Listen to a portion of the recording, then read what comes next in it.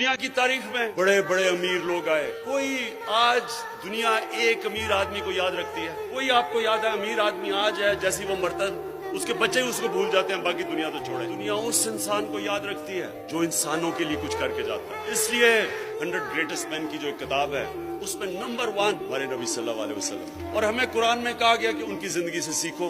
تو ان کی زندگی کیا تھی؟ اگر آپ نے بڑا انسان بننا ہے تو ان کی زندگی کو بار بار پڑھو، سمجھو وہ کیا ہے، کیا چیز تھی ان میں، کیا کوالٹیز تھی کہ انہوں نے دنیا کی تاریخ ہی بدل کے رکھ دی۔ اللہ نے ان کو اپنا حبیب کہا، انہوں نے کہا ان کی زندگی سے سیکھو۔ ہم جب بڑے تھے ہمارے اور رول ماڈلز تھے، میرے کرکٹ کے رول ماڈلز تھے، اور راستے میں رول ماڈلز بنتے آئے، پاپ سٹارز تھے وغیرہ وغیرہ۔ ابھی بھی لوگ جو بزنس میں ہوتے ہیں وہ بل گیٹس کو رول ماڈل بنا لیتے ہیں، یا اور اسٹیو جابز وغیرہ وغیرہ، لیکن یہ یاد رکھیں کہ یہ کوئی بھی ان کے پیر کی مٹی کے بھی برابر نہیں پہنچ سکتا ہے۔ اب یہ یاد رکھیں کہ ان کی جو زندگی ہے وہ دنیا، وہ تاریخ کا حصہ ہے، ہسٹری کا حصہ ہے۔ ہمیں پتہ ہے وہ کب پیدا ہوئے، کب انہیں ہجرت کی، کب اس دنیا سے پردہ کیا، ایک ایک ڈیٹ پتہ ہے ہمیں۔ اب میں آپ کو ان ڈیٹ سے بتا رہا ہوں، میں کیوں کہتا ہوں کہ کوئی ان کا مقابلہ نہیں کر سکتا۔ 625 میں جنگ بدر ہوتی ہے، مسلمان صرف 313 لڑنے والے، ان میں سے سب کے پاس تلواریں بھی نہیں تھی، اور 636 11 سال کے بعد وہی مدینہ کے ریاست کے مسلمان جو اس وقت کی سپر پاور تھی رومن ایمپائر،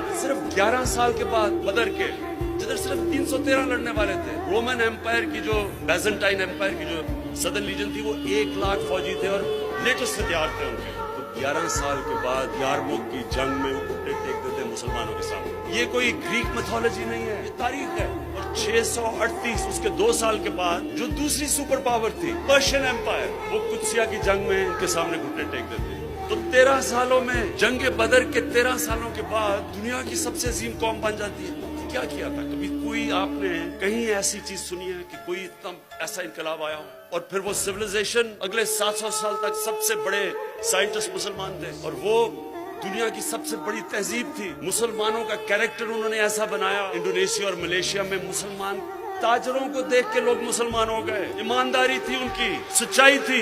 تو میں یہ جو آپ کو کہہ رہا ہوں یہ آپ نے سمجھنا ہے نوجوانوں، بیکاز فیوچر تو آپ کا ہے۔ تو آپ نے ایک چیز سمجھنی، نمبر 1 سب سے امپورٹنٹ چیز یہ ہے کہ ہمارے نبی صلی اللہ علیہ وسلم نے انسانوں کو بدلا، اور قرآن کی آیت ہے کہ میں کبھی کسی قوم کی حالت نہیں بدلتا جب تک وہ قوم خود اپنی حالت بدلنے کی کوشش نہ کرے۔ یعنی کہ اگر ہم نے نیا پاکستان بنانا ہے تو حکومت ایک طرف کوشش کرے گی اور قوم دوسری طرف کوشش کرے گی، مل کے نیا پاکستان بنے گا۔ ہم نے ان کی زندگی سے کیا سیکھا؟ مدینہ کی ریاست پہلے دن مدینہ کی ریاست نہیں بن گئی، پہلے دن سے جدوجہد شروع ہوئی، آہستہ آہستہ چینج لے کے آئے۔ پہلے دن وہ چینج نہیں تھا، جو تبدیلی ہوتی ہے آہستہ آہستہ آتی ہے، انسان بدلتے ہیں، مائنڈ سیٹ بدلتا ہے۔ وہ بھی لوگ، مدینہ کے لوگ، وہ بھی انہوں نے اپنا کیریکٹر بدلا۔ عظیم قوم بنتا ہے کوئی آ کے ایک سوئچ آن نہیں ہو جاتا کہ ایک دم تبدیلی آ جاتی ہے، ذہنوں میں پہلے تبدیلی آتی ہے، پھر زمین پہ تبدیلی آتی ہے۔